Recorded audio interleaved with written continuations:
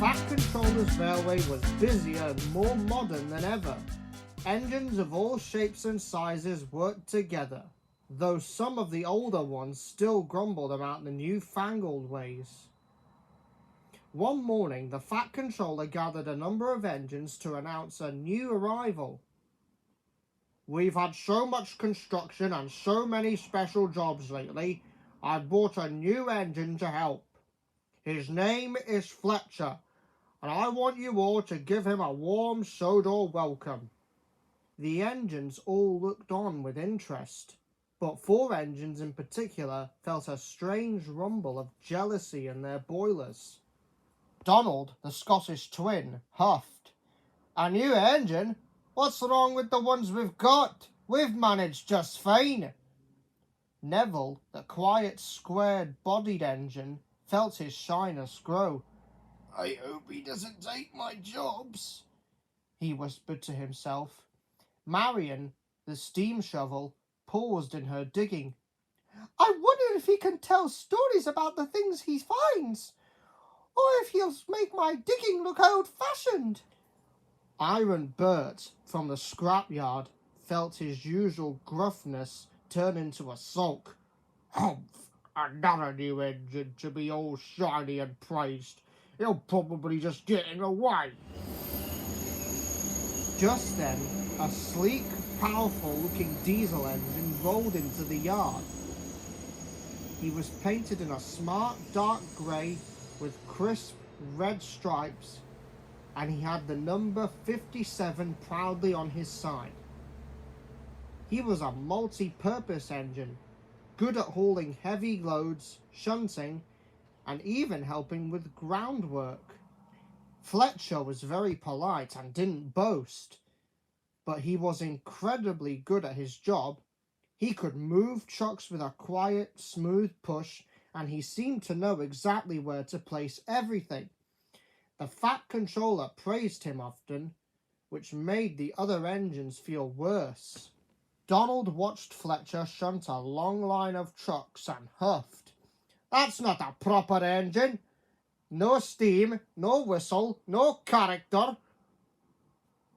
Neville watched Fletcher take a special construction train and felt a pang of worry.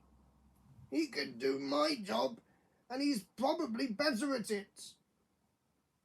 Iron Bert saw Fletcher helping with a difficult delivery to the scrapyards and grumbled. "That's my job.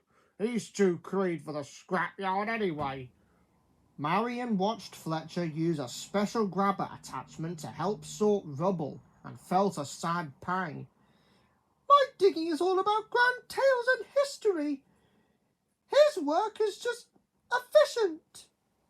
The Fat Controller soon had a new task for them. A new siding needed to be built, and all 5 engines were needed. Donald had to haul the rails, Neville had to shunt the flatbeds, Marion had to dig out the ground, and Iron Bert was to help with heavy lifting. Fletcher was to organise everything and keep the work flowing smoothly. But the jealous engines did not work well. Donald, trying to prove his strength, hauled too fast and nearly derailed a truck. Neville, feeling overlooked, shunted a flatbed into the wrong siding. Marion, distracted by her grumbling, accidentally dropped a large pile of rubble in the path of the track.